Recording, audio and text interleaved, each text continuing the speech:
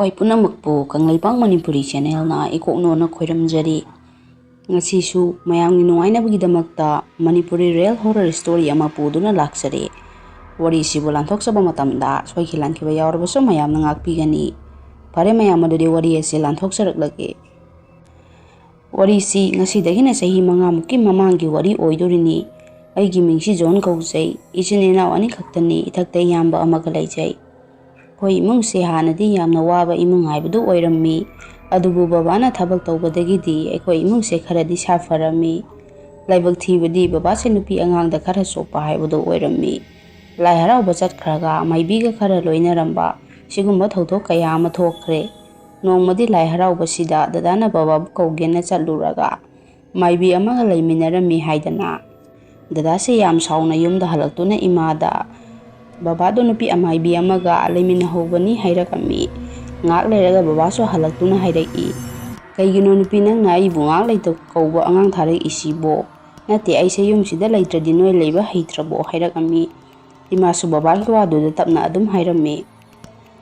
Nang hangba namanaba laki haidana achawbada kauruso haikibani. Nupa nangna tawriba thabakto nasasingse loina khanglabani.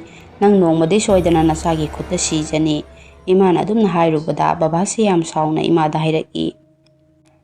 Aina kari tawradana nasasingse thadokaga aibu phuwallage hairibro. Adumna tawnaringaida dadasu tholaktuna hairakami. Babana tawrisibu kaino pharasu phatrasu aikhoise saurabani. Migi mamangda yamna ikaijai.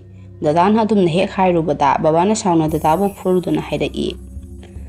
Angang nangna kai khangdana nganglibano. Nangna aingoda nachin khumba yabra. Dadasu sauduna adum ag babada hairaki. Babagi lamchato ayamna tukutchai. Migi mamangda ikhoise nangi nasane haibada ikaijai. Khanaraga leirani khangdana imaga aigana sangsinduna dadabu khamduna imungda pusillammi. Babasu sauna aduma yumdagi amuk thokhirami. Ainasu ima yare babagi apamba lambida chatkrasano. Aikhoi tumina leirasi. Kona marai gyan tajarakani maru kemaga gyar laksani hairammi. Sumna babadi thabakni haidana nongma halaktabani ni halaktaba adum tawrammi. Koi sumagi apamburu tawjarani khanduna tumina adum leithokami. Dadana thabak suba yauduna aikoi imungsi dadana loina purammi. Nongmadi dadachi thabak sufamdagi yamna sauna halakami. Aisu dadana sauna halakpaduda manakta changsinduna hangammi. Dada kaidawba yaurake adu yam sauna halakidubu. Aina adumna hanglubada dadasu aingonda tamna adum hairakami. Kaisu tawde atomba imadi kaida chatkhrage. Imadi kaithelda mana masing yenguni haidana chatkibani. Aina adumna hairubada dadasu fare ai iruba mukta lurukige haidana amuk thokhirami. Aisu wakhalda kaidawraba jano dadase ngasidi yam sauna halakida. Ngak leiraga imasu insang leiruraga halakami. Ima halakpa ubada dadana imagi manakta changsinduna hairammi. Ima babasu yumsida changhallaroisi. Mina ngangnariba mayamse ai taba ngamdre hairaki. Imanasu dadabu thmbirammo achawba nang babagi kari paw amuk tarabage.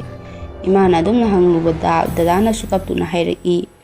Pandukan phambi nupi amaga mari leinai nupiduda selga yam thadai hai.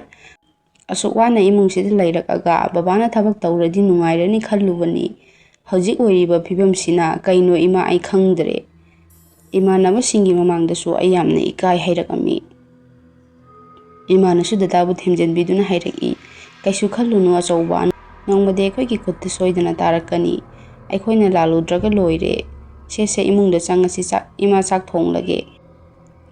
Matam khara leiraga babase yumda laktuna imada khanaba hawduna hairaki. Hojik phaba chak thongdribo aina chak chage haidana laisidi. Babagi waduda imanasu tapna adum hairammi. Nahan khaidi yumsida halaktraga ngasi khakta lakaga chak chage hairisibo. Watli akhoi chak thonggadaba icha nupana cheng leirakaga thongdoini hairubada. Babasi sauduna imara chaiduna hairaki. Lakpada chak pukham ama phawba pijaba ngamdraba. Noi leibagi kai kanadoino. Si haiduna imabu babana phuduna chatkro haidana thubirammo. Aisu sangsinduna bababu inthoktuna hairammi. Baba imabu phubigano yumsidagi baba jatkedi chatpikho. Adubu imabu yumsidagi jatkibadi yaroi. Babaga aikhoiga leiminaba ngamloi hairammi. Dadasu laktuna tawramlibadu ubanda bababu sauna yengduna leirammi. Babasu dada lakpadagi tapna hairakami. Namana sanoi hum chap manaraba natro phai aina tawrakpa thabukta noi yumsida leiba ngambra yenge. ꯆꯦ ꯍꯥꯏꯔꯝꯗꯨꯅ ꯕꯕꯥꯁꯨ ꯊꯨꯅ ꯑꯃꯨꯛ ꯆꯠꯈꯤꯔꯝꯃꯤ꯫ ꯅꯨꯃꯤꯠꯇꯨꯃꯗꯤ ꯑꯩꯈꯣꯏꯁꯨ ꯆꯥꯛ ꯏꯁꯤꯡ ꯆꯥꯊꯣꯛꯑꯒ ꯑꯗꯨꯝ ꯄꯣꯊꯥꯔꯝꯃꯤ꯫ ꯃꯇꯝꯗꯤ ꯁꯨꯝ ꯍꯧꯖꯤꯟꯈꯤ꯫ ꯍꯞꯇꯥ ꯑꯃꯨꯛ ꯍꯧꯈꯔꯦ꯫ ꯗꯗꯥꯅ ꯊꯕꯛ ꯍꯜꯂꯛꯑꯒ ꯏꯃꯥꯗ ꯍꯥꯏꯔꯛꯏ, "ꯏꯃꯥ, ꯑꯩ ꯑꯃꯨꯛꯇ ꯂꯨꯖꯊꯣꯛꯎꯈꯤꯒꯦ, ꯏꯁꯤꯡ ꯈꯤꯇ ꯂꯨꯝꯕꯤꯌꯨ." ꯏꯃꯥꯅꯁꯨ "ꯍꯣꯏ ꯍꯣꯏ ꯑꯆꯧꯕ, ꯏꯁꯤꯡꯕꯨꯗꯤ ꯏꯃꯥꯅ ꯂꯨꯝꯂꯕꯅꯤ, ꯂꯩꯔꯝꯃꯣ ꯏꯃꯥ ꯄꯨꯊꯣꯛꯄꯤꯔꯛꯑꯒꯦ." ꯗꯗꯥꯁꯨ ꯍꯣꯏ ꯍꯥꯏꯗꯅ ꯃꯅꯤꯡꯗ ꯏꯔꯨꯖꯗꯨꯅ ꯂꯩꯔꯝꯃꯤ꯫ ꯉꯥꯏꯍꯥꯛ ꯂꯩꯔꯒ ꯗꯗꯥꯁꯤ ꯀꯟꯅ ꯏꯃꯥꯕꯨ ꯀꯧꯔꯛꯑꯝꯃꯤ꯫ ꯏꯃꯥꯒ ꯑꯩꯒꯁꯨ ꯗꯗꯥꯅ ꯀꯟꯅ ꯀꯧꯔꯛꯄꯗꯨꯗ ꯃꯅꯤꯡꯗ ꯊꯣꯛꯇꯨꯅ ꯏꯃꯥꯅ ꯍꯪꯂꯝꯃꯤ, "ꯑꯆꯧꯕ ꯀꯩꯗꯧꯔꯒꯦ? ꯅꯪꯅ ꯑꯗꯨꯛ ꯀꯟꯅ ꯀꯧꯔꯤꯗꯨꯕꯨ?" ꯗꯗꯥꯅꯁꯨ, "ꯏꯃꯥ, ꯅꯪ ꯑꯩꯒꯤ ꯅꯥꯛꯇ ꯂꯩꯔꯝꯕ꯭ꯔꯣ ꯍꯧꯖꯤꯛꯇ?" ꯑꯗꯨꯝꯅ ꯍꯪꯂꯛꯄꯗꯨꯗ ꯏꯃꯥꯅꯁꯨ, "ꯀꯩꯅꯣ ꯑꯇꯣꯝꯕꯒ ꯑꯩꯒꯗꯤ ꯍꯧꯖꯤꯛꯇ ꯊꯣꯛꯂꯛꯄꯗ ꯉꯥꯏꯔꯤ." "ꯅꯠꯇꯦ, ꯀꯩꯗꯧꯔꯒꯦ ꯅꯪꯕꯨ, ꯅꯁꯥꯒ ꯅꯨꯡꯉꯥꯏꯇ꯭ꯔꯕ꯭ꯔꯣ?" ꯗꯗꯥꯁꯨ, "ꯑꯗꯨꯒꯤ ꯅꯠꯇꯤꯌꯦ, ꯍꯧꯖꯤꯛꯇ ꯑꯩꯒꯤ ꯅꯥꯛꯁꯤꯗ ꯃꯤ ꯂꯩꯕꯗꯧꯅ ꯁꯍꯨꯝ ꯐꯥꯎꯏ, ꯑꯗꯨꯒꯤꯅꯤ." ꯏꯃꯥꯅꯁꯨ, "ꯐꯔꯦꯁꯦ ꯂꯣꯏꯁꯤꯜꯂꯣ, ꯏꯃꯥ ꯉꯥꯏꯕꯤꯔꯒꯦ." ꯍꯥꯏꯔꯨꯕꯗ ꯗꯗꯥꯁꯨ, "ꯌꯥꯔꯅꯤ ꯏꯃꯥ, ꯂꯣꯏꯁꯤꯜꯂꯛꯑꯒꯦ, ꯏꯃꯨꯡꯗ ꯆꯪꯕꯤꯔꯝꯃꯣ." ꯏꯃꯥꯒ ꯑꯩꯒꯁꯨ ꯆꯥꯛꯁꯪꯗ ꯑꯃꯨꯛ ꯆꯪꯉꯛꯇꯨꯅ ꯆꯥꯛ ꯂꯣꯏꯁꯤꯜꯂꯝꯃꯤ꯫ ꯗꯗꯥꯁꯨ ꯑꯃꯨꯛ ꯆꯪꯉꯛꯇꯨꯅ ꯏꯃꯥꯗ ꯍꯥꯏꯔꯛꯏ, "ꯏꯃꯥ, ꯉꯁꯤꯗꯤ ꯑꯩꯈꯣꯏ ꯏꯃꯨꯡꯁꯤ ꯀꯩꯅꯣꯝ ꯏꯇꯧ ꯇꯧꯏ. ꯅꯠꯇꯦ, ꯌꯨꯝꯁꯤꯕꯨ ꯀꯅꯥꯅ ꯀꯔꯤ ꯇꯧꯔꯛꯄ ꯌꯥꯎꯔꯕ ꯖꯥꯠꯅꯣ?" ꯏꯃꯥꯅꯁꯨ, "ꯀꯔꯤꯕꯨ ꯇꯧꯋꯦ ꯍꯥꯏꯕꯅꯣ ꯑꯆꯧꯕ, ꯅꯪ ꯋꯥꯈꯜꯅ ꯈꯟꯖꯤꯟꯕꯒꯤ ꯑꯣꯏꯔꯝꯒꯅꯤ." ꯏꯃꯥꯅ ꯑꯗꯨꯝꯅ ꯍꯥꯏꯔꯨꯕꯗ ꯗꯗꯥꯁꯨ ꯇꯞꯅ ꯑꯗꯨꯝ ꯍꯥꯏꯔꯛꯑꯝꯃꯤ, "ꯐꯔꯦ ꯏꯃꯥ, ꯆꯥꯛ ꯆꯥꯅꯕ ꯇꯧꯔꯁꯤ, ꯑꯩꯁꯨ ꯌꯥꯝꯅ ꯋꯥꯔꯦ ꯏꯁꯥꯁꯦ."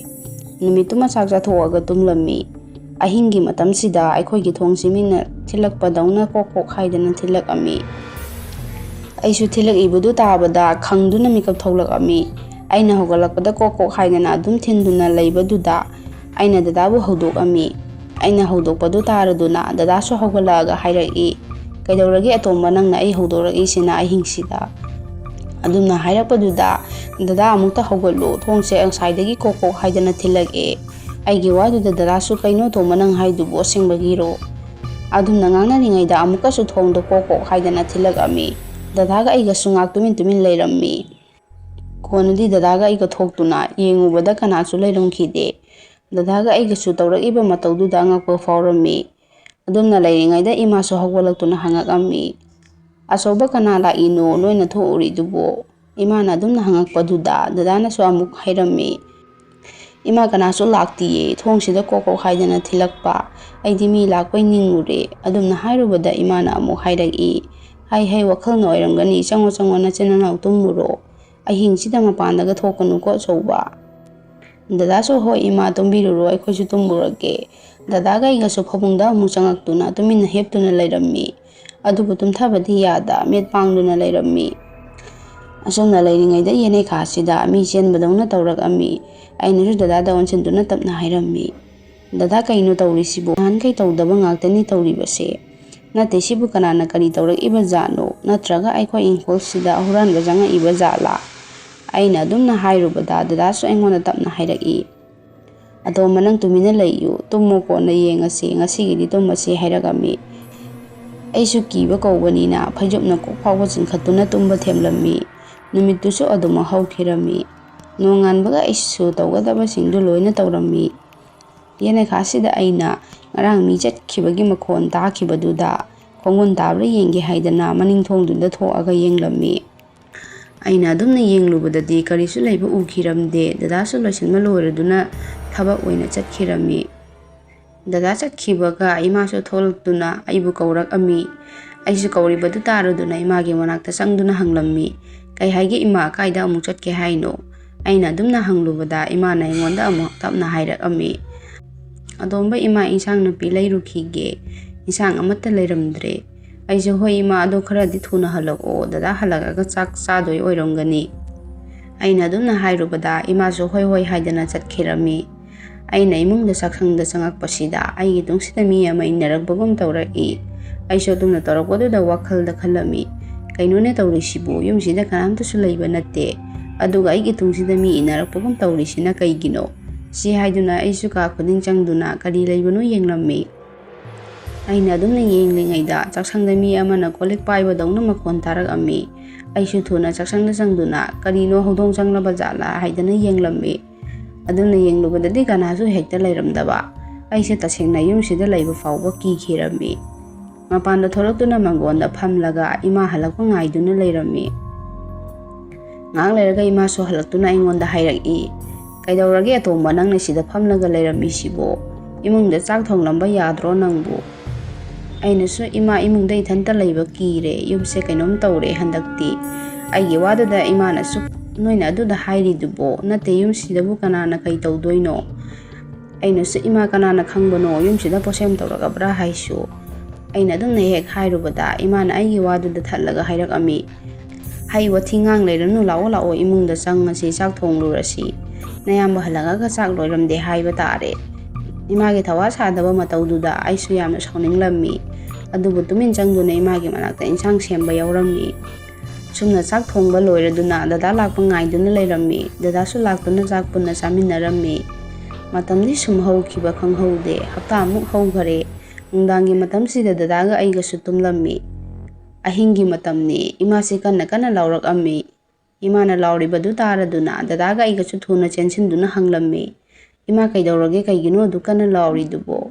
Ima su thongden pandada makut thenduna hairaki. Achauba sida kanano ama leplammi. Ima yam kire. Se haiduna ima se angaubigum tawragami. Dadaga aigana ima bu phathabiduna hairammi. Ima kanam laitiye se gyana mukta taro. Ima su sida mi ama leplammi. Ai uhograbani. Ainasu dadada onsinduna hairammi. Dada handakti akhoi yumse kainom itaw tawi. Hayengse amaiba ama kauraga amukta yengthokhansi. Aisu yumsida leibase yamda kirabani hairubada dadasu tamna adum hairakami. Aina chingnaba khara lei atomba. Hayengdi amaiba ama kauraga yenghansi.